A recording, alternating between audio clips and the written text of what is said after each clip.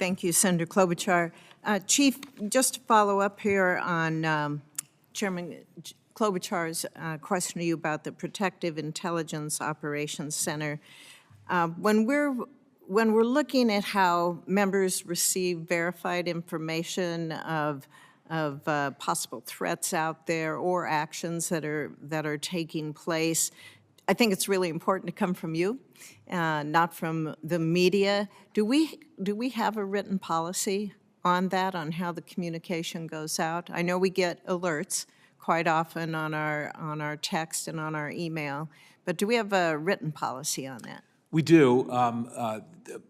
With our social media, where we put information out, when our public information office puts information out, I mean, we do have a policy about that, and there's always a balance in terms of what information that we want to put out. You don't want to harm an investigation, but at the same time, I think the public wants to know, especially if there's something that in and around this campus that might be a danger to other people. We want to make sure that we get information out. So there's a balance there that we try and. Is there an approval process that you have to follow on just how and when those alerts go out, and if so, how long does that take?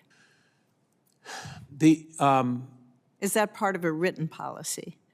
For most of the alerts come out from the command center, okay. And that we try and be consistent to make sure that and again, this is the balance. We want to get information out quick, but we want it to be accurate.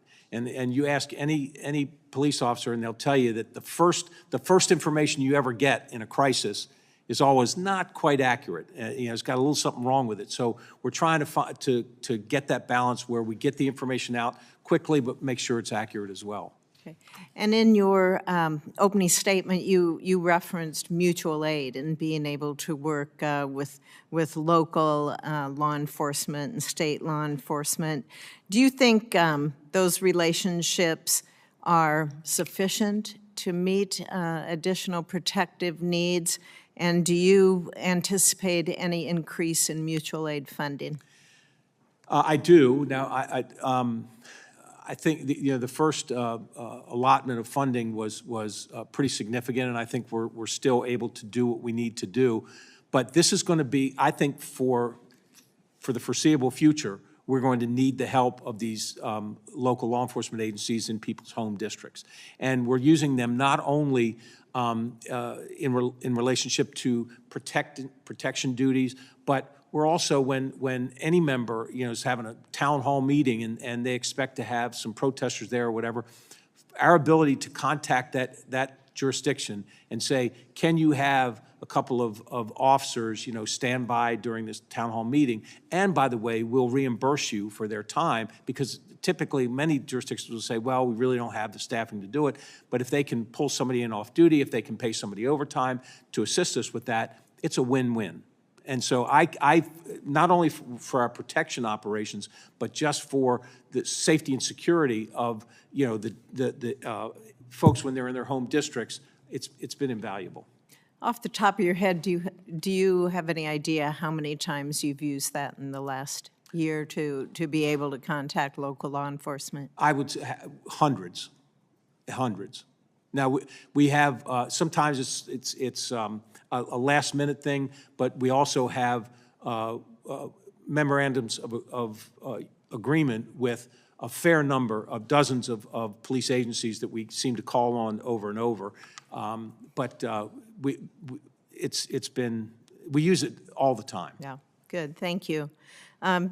Few questions on training for the officers. Are training requirements in place so that officers know how to respond to specific types of emergencies? Yes. I mean, that's part of the basic training that they get at not only at the FLETC Training Academy down in Georgia, but we have our own academy in Cheltenham.